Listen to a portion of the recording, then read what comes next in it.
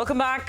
You're with us on Bazaar Morning Call, and now it's time to talk about individual stocks because we're in the fag end of earnings season.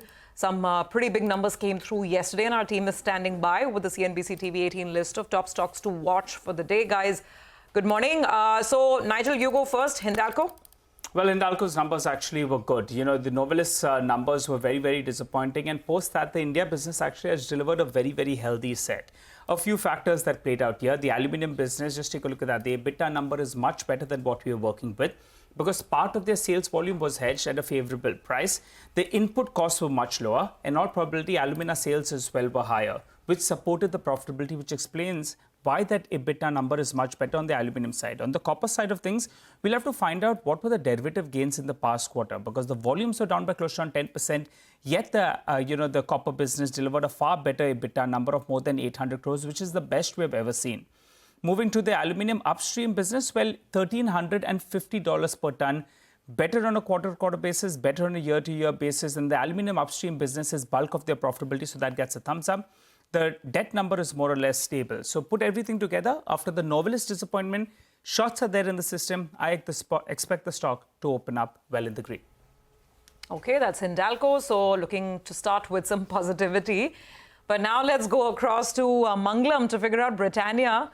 We had a long conversation on this yesterday as well. So that volume number is not too much off the mark, right, Mangalam? That's absolutely right. You know, a one-line summary of Britannia results would be the results are 50-50. But given the big decline in the stock price yesterday, we may see a good day on the stock today. Why do I say that? Because the volumes at 8%, versus CNBC-TV18 expectations of 8 to 9% are good from an industry context standpoint. And this is probably the best that we've seen in all the FMCG companies that have reported their numbers so far. And this is also the second straight quarter of the company reporting 8% volume growth.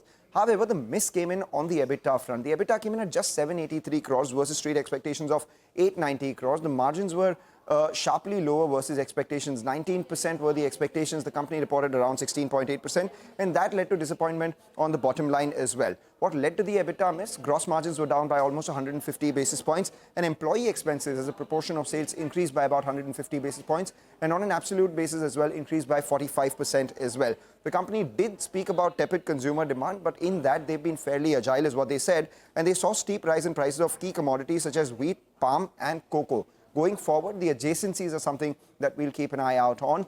These results, like I said, 50-50, but the stock had seen a 5% decline yesterday. Should see some bit of short covering today. Okay, all right, got it. So 50-50. Let's see if it's 50 on the red or 50 on the green side. Well, back to Nigel. Nigel, Shree Cements. Well, as you said, Surabhi, we have lowered our expectations. Numbers in line are good. So Shree Cement's numbers were bang in line with what we are working with. On the top line, there was a bit of a miss is what we saw, but otherwise the operational performance was in line. How do they manage this? The cost of production per ton, that's come down by close to 8% on a year-on-year basis. And also it seems in the past quarter, they focus more on value rather than volume. So though they delivered a degrowth in terms of volumes, you had their realizations that was more or less flattish or down closer to around 2%. So since the numbers were in line, the volumes were as weak as expected. I expect the stock to open up more or less flattish or mildly in the green. In fact, we'll be speaking to Mangesh Badang of Centrum Broking later on. He'll be joining to tell us Shree Cement's earnings. And then later on, we'll also have the management of Shree Cement, who will be joining us to detail how was the past quarter and more importantly, how are things shaping up from here on. All right, so that's Shree Cement's management a little later here on the program. But more numbers came through. ONGC reported. Sonal is standing by with details. Sonal, good morning. Good morning, Prashant. Well, operationally, it was largely inline set of numbers. If we talk about the numbers versus the poll, revenues at around 34,000 crore rupees, margins came in at 50.3%, which compares with 51.7%, which the street was expecting. Profits were higher by around 3,000 crore rupees. That was because there was a component of higher other income. On a quarter-on-quarter basis, revenues are down 4%, EBITDA is flat, profits are up 34%. That's because other income has doubled to levels of 4,700 crore rupees versus 2,000 crore rupees.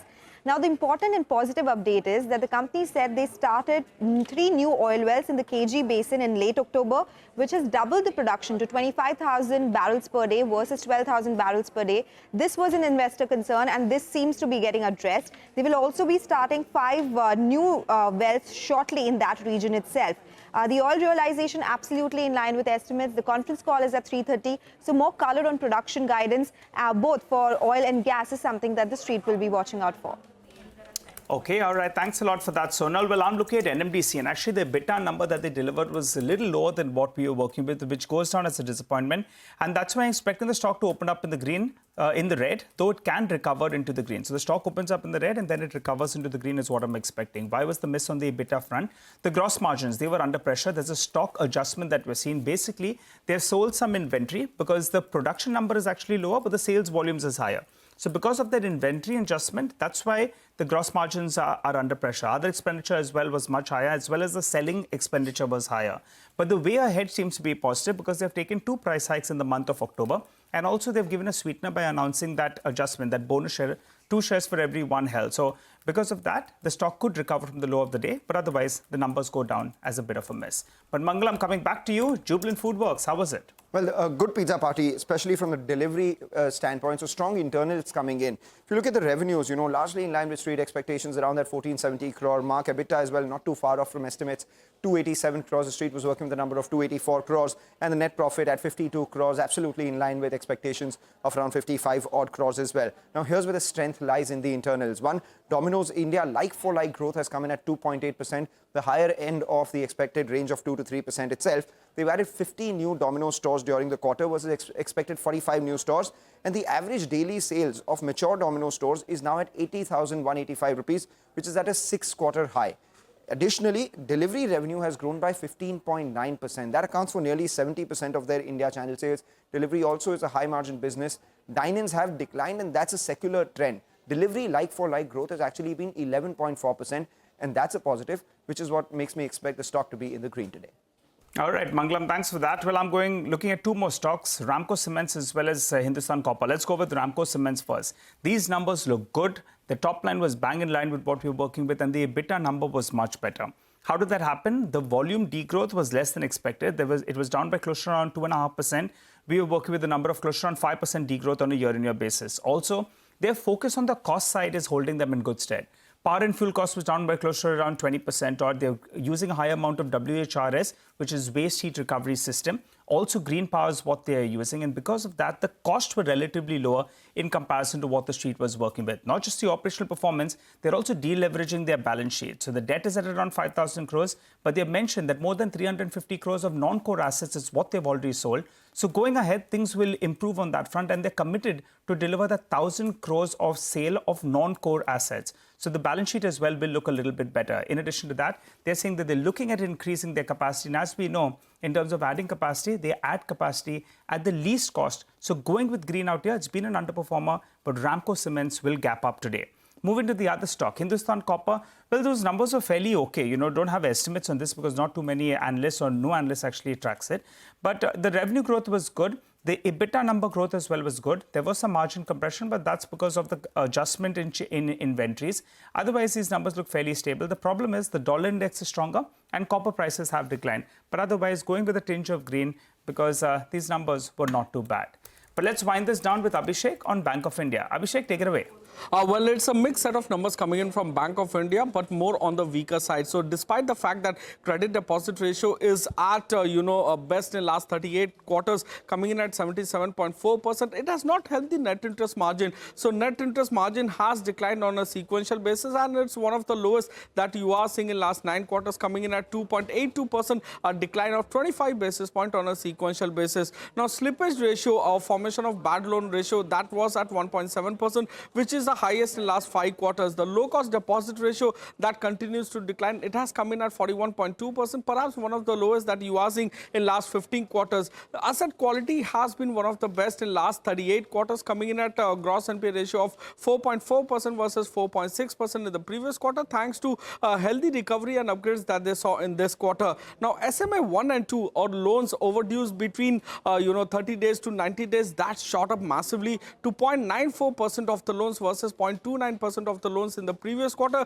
This is at a 11-quarter high. So core operating profit or operating profit X of Treasury, that shrunk sharply by 7% YOY and about 2.7% sequentially. PNL, the NII was a miss on Morgan Stanley estimate. However, healthy Treasury gains that they saw in this quarter helped the PAT beat Morgan Stanley estimate. Back to you. All right, Abhishek, thank you very much for that. That's Bank of India in terms of numbers. L&T Technology Services is the next one we want to focus on. There's an acquisition. Reema is here with details. Reema, morning. Hi, good morning. So L&T Technology Services has made an acquisition where they will be spending $110 million in cash to acquire a company whose revenues were about $96 million as of calendar year 2023. It boosts their capabilities, it increases their presence in the fast-growing fintech retail space. And also remember, the company has a goal that this year their guidance is 8 to 10% top-line growth. So this acquisition further strengthens that guidance. Back to you. Okay, all right. So we'll watch out for L&T Tech Services as well. And we'll be in conversation with the management as well. Amit Chadha from the company will be with us at around 9:50 a.m. So don't forget to catch that. All right, let's quickly recap our list of stocks to watch. The ones on our list that have positive news flow around them are Hindalco, Britannia, Shree Cement, ONGC, Jubilant FoodWorks, Ramco Cements, Hindustan Copper and L&T Tech Services. The ones with negative news flow are NMCC and Bank of India. Okay, so that's the stock list. Quick check on the commodity market action overnight. We have Manisha joining in. Manisha, forget commodities. It's all about cryptos, right? What's going on? Bitcoin now almost at $90,000. Oh, well, absolutely. Just inches away from 90,000. The markets do believe that it would be this month itself that you could be looking at that 1 lakh magic number as well. But it is going to get stuck between 90 to 1 lakh is also what the markets say. Having said that, yes, it has gained 30% since elections, 42% in the last 1 month, and 90,000 already at Bitcoin. But the money really seems to be going into the dollar index and Bitcoin at this point in time, because these are the two asset classes which are very, very strong. And when you look at commodities, we have seen declines continue today as well. Overnight, we did see crude oil prices decline by 2.7%. Well, there is China demand concerns. There also are concerns on what the Trump policy would be in sense of China and oil and gas. And the projected supply growth for next year also seems higher from OPEC and non-OPEC. That has continued to put pressure on crude oil prices. It's not a different scenario for metals also, because gold is extending decline to a 1-month lows right now. The strength in US dollar is weighing here. Silver is trading at a 2-month lows. In the base metal prices, you have copper at 2-month lows, aluminum at 3-week lows, zinc at 6-week lows as well. So when it comes to energy, industrial commodities, precious metals, almost everything is going down in profit taking with the strength in US dollar and the money flowing in various other asset classes. All right, and Bitcoin. Manisha, thank you very much for that. So that's the quick check as far as commodities go. Well,